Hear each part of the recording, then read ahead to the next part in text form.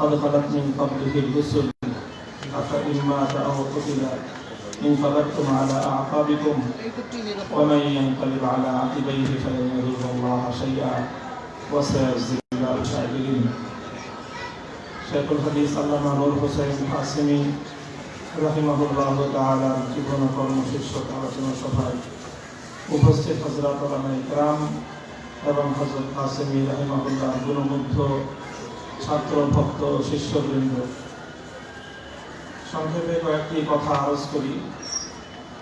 আমি অনেকটা অন্তর্মুখী মানুষ, এমনিতে মঞ্চে মাইকের সামনে অনেক কথা বলি, কিন্তু ব্যক্তিগত আলাপচারিতায় খুব বেশি মিশুক মানুষ আমি না, কথা খুব বেশি বলি না।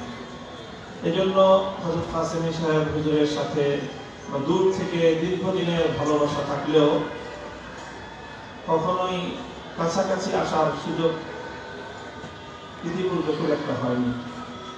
হুজুরের সাথে আমার ঘনিষ্ঠতা হলো কাজের মাধ্যমে, কাজের ময়দানে। কাকতালীয়ভাবে বাংলাদেশের ইসলাম এবং মাদ্রাসা শিক্ষার ঐতিহাসিক কিছু গুরুত্বপূর্ণ পয়েন্টে, কিছু টার্নিং পয়েন্ট আমাদের অতীতে আমরা নিকট অতীতে অতিক্রম করে এসেছি। সেই জায়গাগুলোতে হুজুরের সাথে আমার অবস্থান এবং আমার বক্তব্য এক এবং অভিন্ন হয়ে দাঁড়িয়েছিল। মনে পড়ছে হযরত ওমর ফারুক রাদিয়াল্লাহু তাআলা আনহুর সেই কথা, ওয়াফাকতু রাব্বি ফি সালাস, ওয়াফাকতুল্লাহ ফি সালাস। কোন কোন বর্ণনা এসেছে ওয়াফাকানি রাব্বি ফি সালাস, যে আল্লাহ পাক রব্বুল আলামিন শরীয়তে যে বিধান দিবেন ওহী নাযিল হওয়ার আগে হযরত ওমর ফারুকের হৃদয়ে সেই কথা উদ্ভব করেছে। এজন্য হযরত ওমরকে মুহদ্দাসুল হাযির উম্মাহ বলা হয়। তো আমার হযরত কাসেমী সাহেব হুজুরের সাথে এরকম মুওয়াফাক ছিল, এটা আমার জীবনের সবচেয়ে বড় একটা অর্জন। যখন কওমি মাদ্রাসা সনদের স্বীকৃতি ইস্যু অত্যন্ত স্পর্শকাতর একটা ইস্যু ছিল, স্বীকৃতি চাই না এ কথা বলার সুযোগ ছিল না।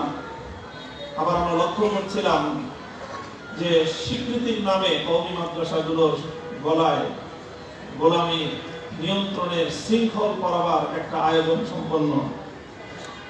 আর এর চেয়েও বড় মারাত্মক বিষয় ছিল যে সেই শৃঙ্খল সানন্দে হাসি মুখে গ্রহণ করার জন্য, নিজেদের গলায় পড়ে নেওয়ার জন্য আমাদের মধ্য থেকেও কিছু অপরিণামদর্শী ভাইয়েরা তারা অগ্রসর হয়ে যাচ্ছিলেন। বাইরের শত্রু চাচ্ছে শৃঙ্খল করাতে, আর আমরাও সেই শৃঙ্খলকে গলার মালা মনে করে গলায় পড়ে নেওয়ার জন্য প্রস্তুত। এই পরিস্থিতিতে মাদ্রাসাগুলোর আগামী ভবিষ্যৎকে সংখ্যামুক্ত রাখাটা ছিল খুব বড় ধরনের একটা চ্যালেঞ্জিং বিষয়।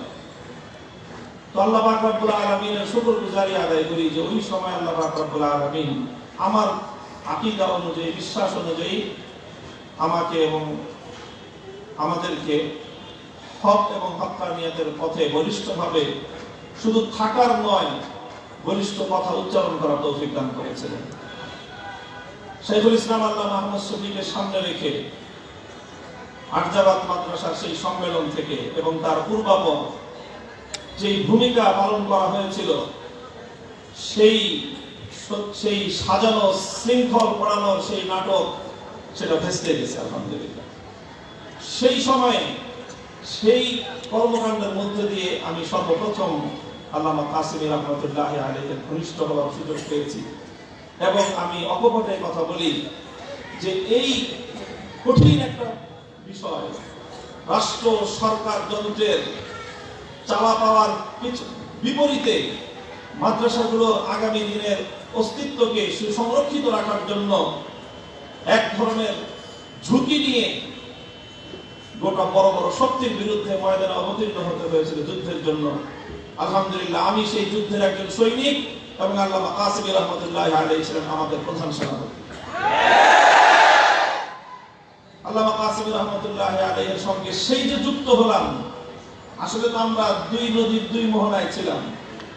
শাইখুল হাদিস রাহমাতুল্লাহ আলাইহি, আল্লামা আজিজুর রহমান রাহমাতুল্লাহ আলাইহির সন্তান হিসেবে আমাদের গতি ছিল একদিকে, হযরত কাসেমী সাহেব রাহমাতুল্লাহি আলাইহি কাজের গতি ছিল আরেকদিকে, বৃহত্তর কাজে আমরা এক জায়গায় আসতাম, কিন্তু কওমি মাদ্রাসার সনদের স্বীকৃতি ইস্যুকে কেন্দ্র করে এই যে ওনার ইক্তেদা শুরু করলাম, আলহামদুলিল্লাহ ওনার মৃত্যুর মুহূর্ত পর্যন্ত ওনার সেই ইক্তেদা আল্লাহ পাক বহাল রাখার তৌফিক আমাকে দান করেছেন। এই সময়টা আমি অনুভব করেছি কাসেমী রাহমাতুল্লাহি আলাইহি হক এবং হক্কানিয়াতের বাংলাদেশের মাটিতে সর্বশ্রেষ্ঠ প্রতীক ছিলেন। এটা আমি তীব্রভাবে অনুভব করেছি। আমার কাছে মনে হয়েছে আমি কে হক আর কে বাতিল, কে আসলে কিছুটা আপোষকামী আর কে আপোষহীন, এই বিষয়গুলো তারতম্য করা খুব কঠিন। এটা এখন বুঝতেছি। ময়দানে অনেকে রণহুঙ্কার শুনি, গরিব বাপরা এমন হুঙ্কার মনে হয় যে গোটা দেশ তামা বানায় ফেলবে। রাতের অন্ধকারে খবর নিতে গিয়ে দেখি যে সবচেয়ে বড় আপোষকামী তিনি। এই হলো যেই যুগ, সেই যুগে আসলে কে আপোষহীন আর কে আপোষকামী, এটা তারতম্য করাটা বড় কঠিন।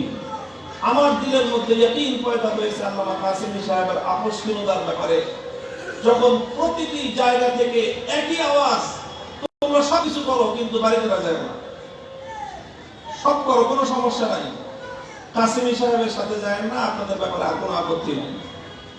তো বুঝলাম যে বাতিল যখন সবচেয়ে বেশি ভয় করে, এই যে অচল একটা মানুষ হুইল চেয়ার ছাড়া চলতে পারে না, এই মানুষটাকে বাতিল যখন ইসলাম বিরোধী অপশক্তি, ইসলামের পথে অন্তরায় যারা, তারা যেহেতু ওনাকেই প্রধান প্রতিপক্ষ সাব্যস্ত করেছে, আমার দিন সাক্ষী দিয়েছে উনি হলেন বর্তমানে হকের সবচেয়ে বড় বার্তাবাহী। আলহামদুলিল্লাহ। বারিধারা মাদ্রাসায় দাঁড়ায় আছি, এই অ্যাসেটটার দাম হবে কমপক্ষে 100 কোটি টাকা। 100 কোটি টাকা হবে কমপক্ষে দাম বর্তমান বাজার মূল্যে। এই মাদ্রাসা হুজুরের কাছ থেকে হাতছাড়া হয়ে যাওয়ার অনেক সম্ভাবনা, অনেক আশঙ্কা সামনে এসেছে, যে কোনো মুহূর্তে হাতছাড়া হয়ে যেতে পারে। আমরা উদ্বিগ্ন যে বাড়িধারা যদি হুজুরের হাতছাড়া হয়ে যেতে কেমন হবে। হুজুরের কাছে এসে যখন আমরা বলেছি, মনে হলো নাকের উপর মাছি বসলে যেরকম হাত দিয়ে উড়িয়ে দেওয়া হয়। হুজুর বলেছেন, আরে আল্লাহর দ্বীনের পক্ষে হক কথা বলতে গিয়ে, হক পথে থাকতে গিয়ে বাড়িধারা কেন এর চেয়েও শত নয় হাজার কোটি টাকার সম্পদ যদি হাতছাড়া হয়, নূর হোসেন কাসেমী বাতিলের সঙ্গে আপোষ করতে প্রস্তুত না। ইয়াকিন হয়েছে আমি ওনার হক্কানিয়াত ওনার কাছে এসে বুঝি নাই, ওনার শত্রুর দুয়ারে গিয়ে আমি বুঝেছি, বাতিলের কাছ থেকে বুঝেছি যে এই সময়ে হকের ঝান্ডা আল্লামা কাসেমীর হাতে। মুহতারাম হাজিরিন, কথা তো আসলে লম্বা করার অবকাশ নেই। আকাবের উলামায়ে কেরাম সকলেই বসা, সংক্ষেপে আর 3টি কথা বলে আলোচনা শেষ করছি। হযরতের কাছ থেকে আমি 3টি মূল নীতি আমি আমার জীবনের জন্য পাথেয় হিসেবে সংগ্রহ করেছি। ছাত্র বন্ধুরা, তোমাদের জন্য কথা 3টি কাজে লাগতে পারে এবং হয়তো তোমরা শুনেও থাকতে পারো। কিন্তু প্রথম কথা, হুজুর বারবার একটি কথা বলতেন। হুজুর তো আসলে আপাদমস্তক ইলমি মানুষ ছিলেন, ইলমি জওকের মানুষই ছিলেন এবং সারা জীবন ইলমি মেহনতেই করে গেছেন। সিয়াসত করতেন উনি। ওনার এই সিয়াসতটাও ছিল কেন? ক্ষমতা গ্রহণ করবার জন্য নয়।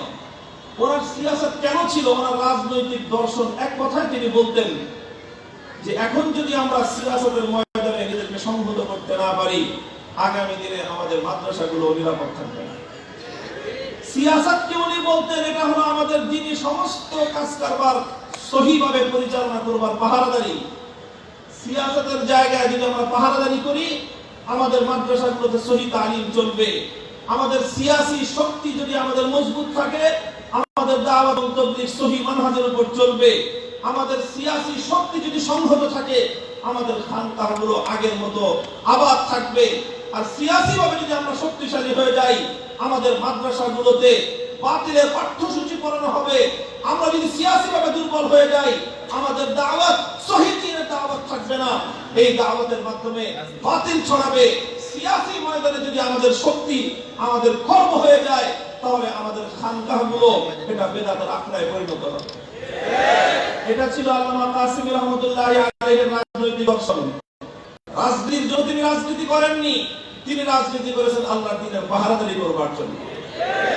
আমরা রাজনীতি করি, ক্ষমতার হালুয়ানি ভাগ বাটোয়ারা করবার জন্য নয়, हम इस दिन के पासेबान हैं। আমরা রাজনীতি করব আল্লাহর দ্বীনের পাহারাদারি করবার জন্য। রাজনীতি যদি আমাদের সংহত থাকে, গেটের দারোয়ান যদি সজাগ থাকে, তাহলে গোটা মাদ্রাসার গোটা প্রতিষ্ঠানের প্রত্যেকটা জায়গা নিরাপদ থাকবে। দারোয়ান যদি ঘুমিয়ে পড়ে, সব জায়গায় চুরি ডাকাতি সন্দেহ নাই। কত শত করেছি শতবার মনে হয় একদিন এসে নানা বিষয় খুব বেশি করতাম আর বলতাম যে হুজুর সমস্যা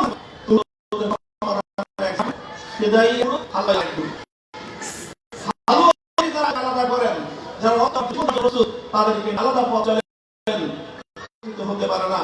হুজুরের এই দুইটা ইস্তেলা, একটা হলো হালওয়াই গ্রুপ আর একটা হলো ফেদাই গ্রুপ।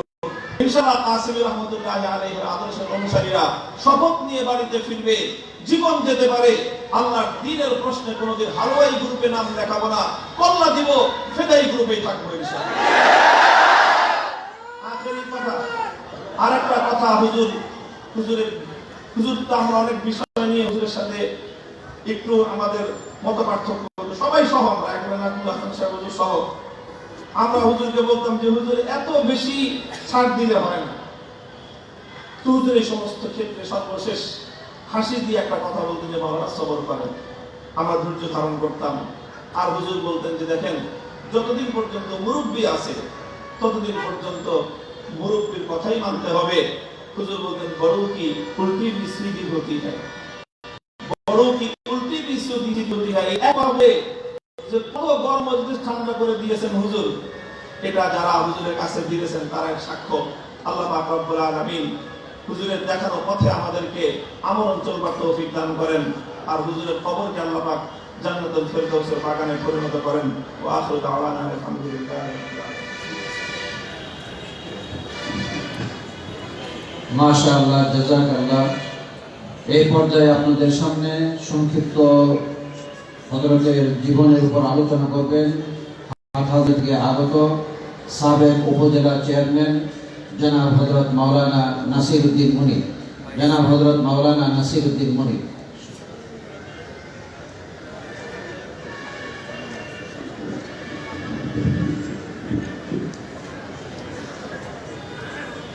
إن الحمد لله نحمده ونستعينه ونستغفره ونؤمن به ونتوكل عليه